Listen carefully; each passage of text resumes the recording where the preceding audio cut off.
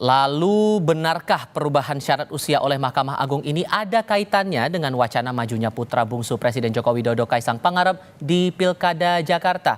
Kami akan bahas bersama dengan para narasumber. Bergabung saat ini dosen STHI Jentera Bivitri Susanti dan Ketua Umum Relawan Lisan yang juga Ketua Bidang Hukum DPP Partai Gerindra Hendar Samarantoko. Selamat sore semuanya, apa kabar? Selamat sore. Selamat sore. Terima kasih seluruhnya sudah bergabung dalam diskusi kami kali ini. Bang Hendar, kalau melihat poster yang sudah diunggah oleh Bang Dasko di akun Instagramnya beberapa jam yang lalu, nama Mas Budi dipasangkan dengan Mas Kaisang, itu udah fix akan diusung Gerindra di DKI atau belum? Ya, yang pasti ya kan dinamika itu masih akan terus berjalan.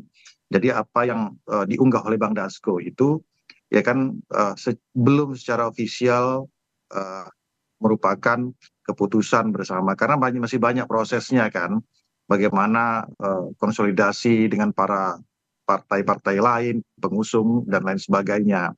Bahwa hal yang biasa lah ketika Bang Dasko menggugah foto Mas Budi dengan Mas Kaisangin, namanya cek-cek ombak ya kan, melihat respon masyarakat bagaimana kan gitu kan, dan juga supaya juga menjelang pelantikan Pak Prabowo dan Mas Gibran ini supaya suasana juga nggak sepi-sepi amat. Jadi harus kita tanggapi juga secara santai saja kan. Karena kan dikaitkan juga dengan pemasangan Mas Gibran ke Pak Prabowo pas Pilpres kemarin tuh, gimana tuh? Ya, namanya praduga orang boleh-boleh saja. Jadi kan masalah orang berpraduga tidak baik, berpraduga buruk, ya itu wajar-wajar saja. Walaupun banyak juga praduga itu kan ternyata tidak seperti yang disangkakan.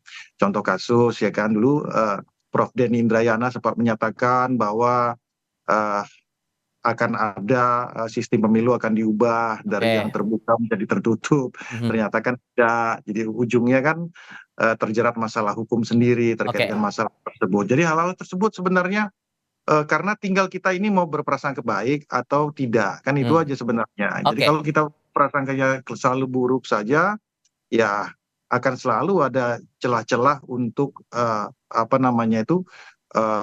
berprasangka yang tidak kan gitu aja sebenarnya. Oke, Mbak Bivit, ada pandangan dari Bang Hendar ini cek ombak saja. Kalau Anda melihatnya itu cek ombak juga atau ada hal lain di balik ini? Ya, bisa jadi memang cek ombak karena ini dunia politik ya yang kita bicarakan. Tapi saya mau membaca persoalan ini dari apa yang disebut oleh Bang Hendar tadi soal praduga itu. Kalau buat saya sebenarnya sangat wajar kalau banyak orang yang sudah membaca pola. Jadi bukan soal praduga tapi pola. Bahkan sudah ada joke saya barusan lihat di WhatsApp MK itu memilih kakak, kalau MA memilih adik gitu. Karena ini pola. Jadi waktu itu kita ingat pada saat putusan 90 belum keluar, namanya Gibran waktu itu ya sudah mulai diusung tapi ada yang mengganjal. Kemudian disediakan, dibuka putusan 90. Pola ya, saya berbicara pola bukan sekedar prasangka. Nah, yang terjadi sekarang ganjalannya juga tapi bedanya ini sangat tipis, beda hitungan bulan. Jadi tidak perlu diubahnya sampai dengan tambahan atau sedang dan seterusnya. Tapi sekarang tinggal apakah mau sejak penetapan pasangan calon atau sejak pelantikan. Karena bedanya kalau saya tadi hitung-hitung sekitar 3 atau 4 bulan saja. Nah, jadi buat saya itu yang dibaca oleh publik, bahkan sudah dijadikan olok-olok. Jadi wajar, jadi tidak bisa dicegah gitu ya, pandangan-pandangan seperti ini karena polanya sama. Termasuk pola momen mengunggah konten itu oleh Pak Dasko dengan momen penetapan putusan dari MA itu tadi soal keputusan peraturan KPU itu. Anda membacanya juga begitu? Iya. Dan saya juga harus melihat, kita juga semua harus melihat isi putusannya. Jadi bukan sekedar membaca pola-pola ya, tapi bahkan tadi saya sudah baca detail putusannya, sampai saya catat nih nomor-nomor halamannya, kita akan bisa melihat bahwa pertimbangan hukum hakim itu sebenarnya sangat-sangat dangkal. Mulai dari mengacu kepada UUD 45 yang seharusnya tidak dilakukan oleh Mahkamah Agung. Karena Mahkamah Agung itu menguji peraturan perundang-undangan di bawah undang-undang terhadap undang-undang, bukan terhadap UUD 45.